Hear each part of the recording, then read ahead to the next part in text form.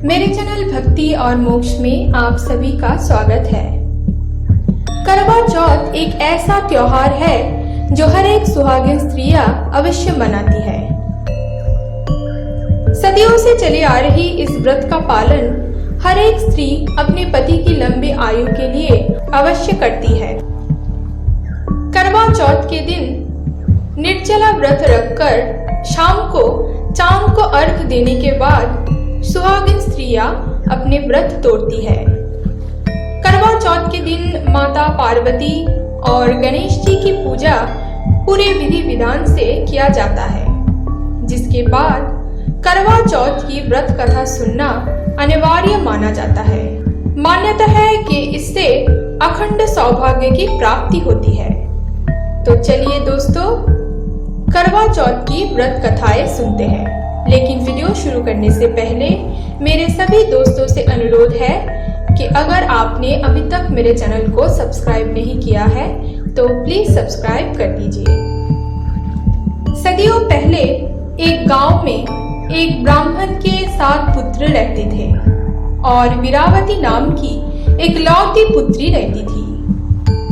7 भाइयों की अकेली बहन होने के कारण वीरावती सभी भाइयों की लाडली थी और उससे सभी भाई जान से भी ज्यादा प्रेम करते थे। कुछ समय बाद वीरावती का विवाह एक ब्राह्मण युवक से हो गया। विवाह के बाद वीरावती एक दिन मायके आई और फिर उसने अपने भाभियों के साथ करवा चौथ का व्रत रखा।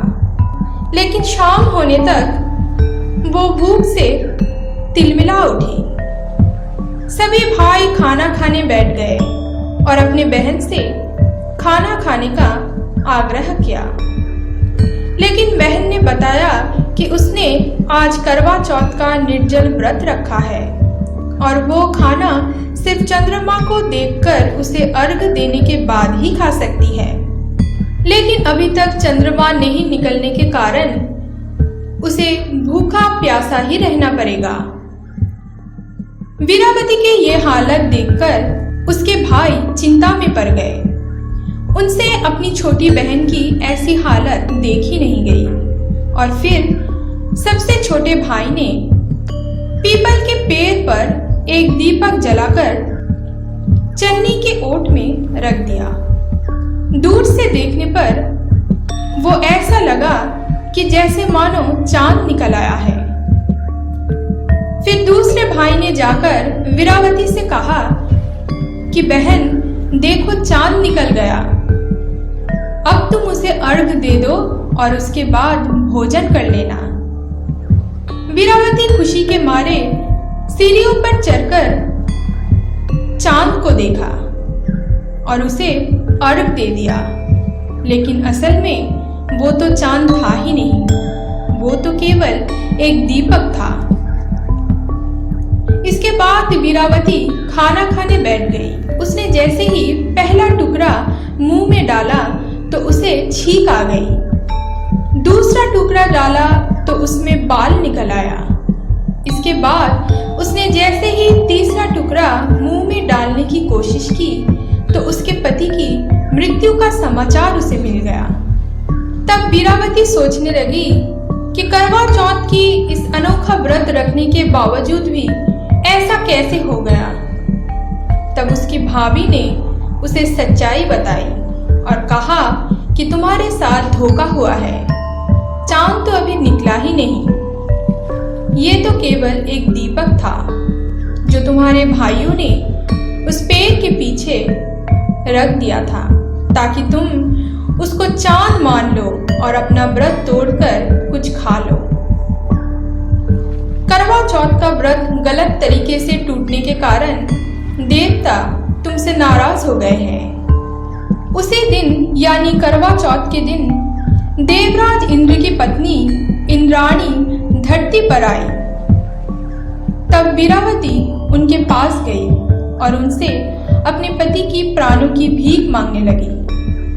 तब देवी इंद्राणी ने वीरावती को पूरी श्रद्धा और विधि विधान से अगली बार करवा चौथ का व्रत करने को कहा। पूरे 1 वर्षों तक वीरावती अपने पति की शव को अच्छे से संभालती रही और 1 वर्ष पूरा होने के बाद दूसरी करवा चौथ पर उसने पूरे विधि विधान से करवा चौथ का व्रत रखा। उसकी श्रद्धा और भक्ति देखकर इस बार भगवान प्रसन्न हो गए और उन्होंने वीरावती को सदा सुहागन रहने का आशीर्वाद देते हुए उसके पति की प्राण लौटा दिया और उसके पति को जीवित कर दिया। इसी घटना के बाद से महिलाओं का करवा चौथ व्रत पर अटूट विश्वास होने लगा और इसी कारण सदियों से चली आ रही इस व्रत का विशेष महत्व है। सुहागिन स्त्रियां अपने पति की प्राणों की रक्षा के लिए हर साल इस व्रत का पूरे श्रद्धा और नियम से पालन करती है। तो आज के लिए बस इतना ही दोस्तों। आशा करती हूँ ये वीडियो आपको ज़रूर अच्छा लगा है। अगर वीडियो आपको अच्छा लगे तो प्लीज़ मेरे चैनल को सब्सक्राइब कर दीजिएगा और वीडियो को लाइक करना मत भूलिएगा।